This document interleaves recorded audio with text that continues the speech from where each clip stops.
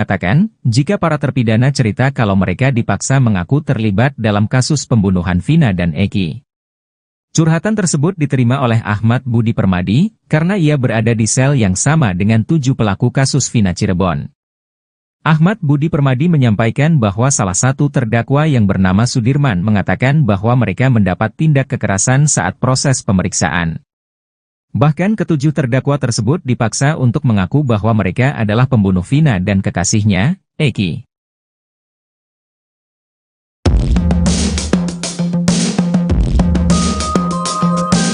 Mantan Kabareskrim Polri Komjen Pol Purnawirawan Susno 2J meyakini kesaksian Suroto soal kasus Vina Cirebon adalah fakta.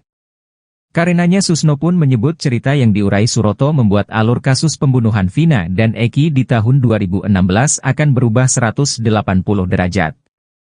Sebab Suroto mengungkap fakta berbeda yang kemungkinan bisa meringankan para pelaku kasus Vina Cirebon yang berjumlah 9 orang.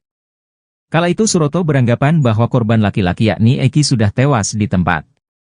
Sementara korban perempuan, Vina masih sempat meminta tolong. Tak cuma itu, Suroto bahkan mengetahui posisi korban dan sepeda motornya di TKP. Diungkap Suroto, korban Vina dan Eki berada di pinggir dekat trotoar jembatan Talun sementara sepeda motornya berjarak 5 meter dari korban. Pasca menemukan 2 korban, Suroto pun langsung melapor ke kantor polisi terdekat. Tak lama berselang, polisi pun datang ke TKP dan mengevakuasi korban menggunakan mobil polisi. Saat itu Suroto mengaku tidak melihat ada warga lain atau seorang pria bernama Melmel di TKP. Cerita tersebut seolah membantah kesaksian Melmel yang mengaku ikut membantu mengevakuasi Vina dan Eki. Atas cerita yang disampaikan Suroto, mantan Kabareskrim Polri Komjen Pol Purnawirawan Susno 2J mengurai tanggapan. Berbeda seperti cerita Melmel dan Aep, Susno 2J meyakini kesaksian Suroto adalah fakta. Karenanya Susno 2J pun yakin kasus Vina Cirebon akan segera terungkap usai Suroto mengurai kesaksian ke televisi. Lebih lanjut, Susno 2J mengurai analisa mengejutkan. Bahwa kasus Vina Cirebon akan berubah 180 derajat usai Suroto bercerita. Sebab ada banyak ketidaksesuaian terkait kasus Vina Cirebon. Yakni mulai dari olah TKP bukan di tempat sebenarnya. Bahkan berdasarkan analisa Susno 2J, Peggy Setiawan tersangka baru kasus Vina Cirebon bisa saja bebas berkat kesaksian Suroto. Liga Akbar Cahyana, teman dekat Eki, sempat memberikan kesaksian palsu dalam kasus Vina Cirebon. Sosok yang mengarahkan Liga Akbar untuk berbohong pun kini masih misterius. Meski begitu, Deddy Mulyadi dan pengacara Liga Yudhya Alamsyah justru mengaku sudah bisa menerka siapa sosok tersebut.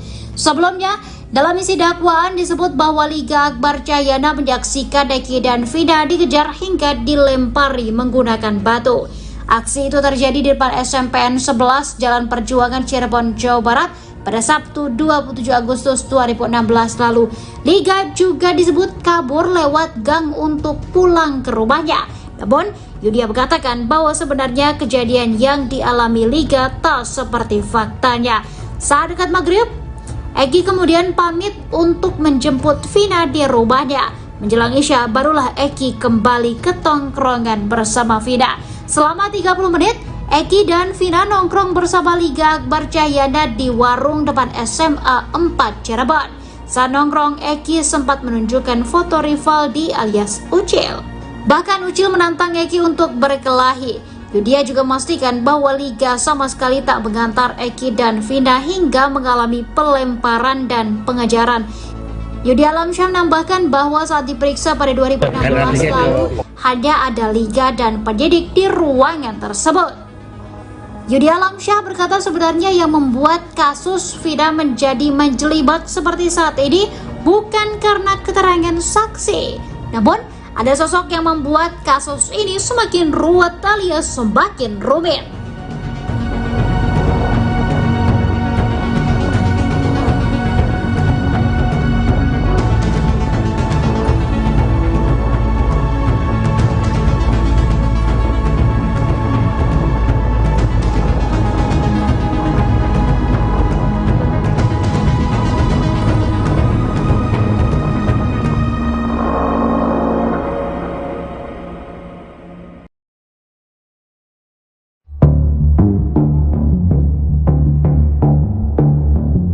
Liga Akbar Cahyana muncul mencabut pernyataannya saat BAP tahun 2016 silam terkait tewasnya Eki dan Vina pada Sabtu 27 Agustus 2016 silam di Cirebon. Pengacara Liga, Yudhya Alamsyah mengatakan, kliennya meminta pendampingan karena khawatir mendapat tekanan. Sebab ia menarik atau mencabut pernyataan terkait kronologis yang pernah disampaikan sebelumnya. Liga ini merasa semakin ramai kasus Vina, semakin tertekan karena merasa bertentangan, ucap Yudhya saat berbincang dengan Kang Deddy Mulyadi, KDM. Liga sendiri merupakan teman dekat Eki, otomatis ia juga mengenal Vina. Di hari kejadian, Liga dan Eki berangkat dari Majalengka menggunakan motor masing-masing. Eki sendiri berencana ke Kuningan menghadiri acara XTC. Karena masih lama, mereka pun nongkrong di dekat warung SMAN 5 Cirebon. Jelang maghrib Eki pamit untuk menjemput Vina dan kembali ke tongkrongan tersebut sekitar Isya. Sekitar Isya Eki balik lagi bersama Vina. Setelah itu mereka pamit ke Kuningan lewat Arumsari karena ada rumahnya Eki juga. Setelah itu putus, karena memang terakhir Liga bertemu di warung itu, ucapnya. Namun saat BAP dilakukan 2016 silam, kronologi tersebut diduga direkayasa seolah-olah Liga menyaksikan pelemparan dan pengejaran oleh para pelaku terhadap Eki Vina. Padahal saat itu Liga berada di warung tongkrongan hingga tengah malam. Atas dasar tersebut Liga muncul untuk menarik BAP tersebut. Sebab ia selama ini tidak tenang karena ada bagian kronologis yang direkayasa.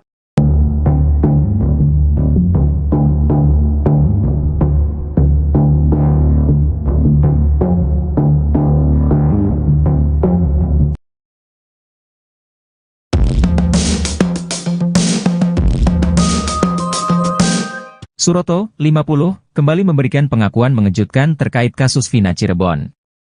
Dia mengaku mendengar interogasi yang dilakukan polisi terhadap pelaku terkait kasus pembunuhan Vina dan Eki tahun 2016 silam. Diketahui, dia ini adalah petugas kemananan atau mandor di Desa Kecomberan, Kecamatan Talun, Kabupaten Cirebon. Dia mengaku sebagai orang yang pertama yang menemukan dan menolong Vina dan Eki di jalan sekitar Jembatan Talun, Cirebon, Jawa Barat pada Sabtu 27 Agustus 2016. Suroto mengaku bahwa dalam interogasi itu mendengar pengakuan pelaku terkait bagaimana mereka membunuh Vina dan Eki. Pelaku kasus Vina Cirebon, menurut Suroto, mengaku memukul menggunakan balok. Suroto bercerita, 2 hari setelah menolong Vina dan Eki ia kembali dipanggil polisi. Saat itu petugas dari Polresta Cirebon mendatangi Polsek Talun.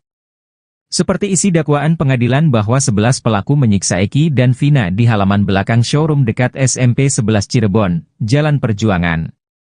Setibanya di lokasi, Suroto melihat sudah ada 2 tersangka yang ikut dihadirkan. Sayangnya Suroto mengaku tak mengenali 2 tersangka itu. Perlu diingat kembali bahwa sudah ada 8 orang yang diadili dalam kasus Vina Cirebon. Suroto berkata ia mendengar polisi menginterogasi 2 pelaku itu. Ia mengatakan tak bisa melihat jelas wajah 2 pelaku karena kondisi di sana gelap. Suroto mengaku mendengar polisi berulang kali menanyakan tentang alat yang digunakan untuk memukul Vina dan Eki. Anehnya Suroto mendengar pelaku mengaku memukul korban Eki dan Vina menggunakan balok. Pasalnya selama ini para pelaku kasus Vina dinarasikan terpaksa mengaku karena terpaksa. Mereka kompak mengaku dipaksa dengan cara dianiaya penyidik untuk mengakui hal yang tidak diperbuat. Dia memastikan bahwa 2 pelaku yang dia jumpai di belakang showroom mengakui telah menganiaya Eki dan Vina. Kesaksian Suroto tentang menolong Vina dan Eki di Jembatan Talun dinilai paling relevan dibanding kesaksian Aep dan Mel-Mel. Ex-Kabareskrim Polri Komjen Pol Purnawirawan Susno 2J berpendapat keterangan Suroto menjadi kuat karena didukung 2 polisi yang ikut membantu dan petugas Rumah Sakit Gunung Jati. Jika memang kesaksian Suroto benar dan tidak berbohong, maka bisa mengubah alur kasus Vina Cirebon.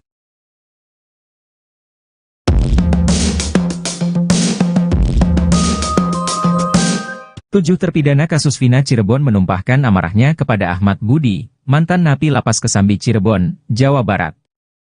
Ahmad Budi Permadi mengatakan, 7 terpidana kasus Vina Cirebon itu mencurahkan pengalaman buruk atas perlakuan kasar yang mereka. Bahkan Ahmad Budi Permadi sampai menggambarkan ekspresi wajah marah dan kekecewaan para terpidana itu. Mereka merasakan pertentangan batin atas semua hal buruk yang dialami. Ahmad Budi Permadi mengatakan, jika para terpidana cerita kalau mereka dipaksa mengaku terlibat dalam kasus pembunuhan Vina dan Eki. Curhatan tersebut diterima oleh Ahmad Budi Permadi, karena ia berada di sel yang sama dengan 7 pelaku kasus Vina Cirebon. Ahmad Budi Permadi menyampaikan bahwa salah satu terdakwa yang bernama Sudirman mengatakan bahwa mereka mendapat tindak kekerasan saat proses pemeriksaan.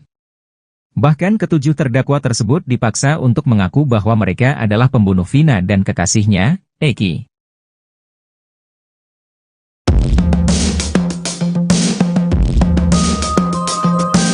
Mantan Kabareskrim Polri Komjen Pol Purnawirawan Susno 2J meyakini kesaksian Suroto soal kasus Vina Cirebon adalah fakta.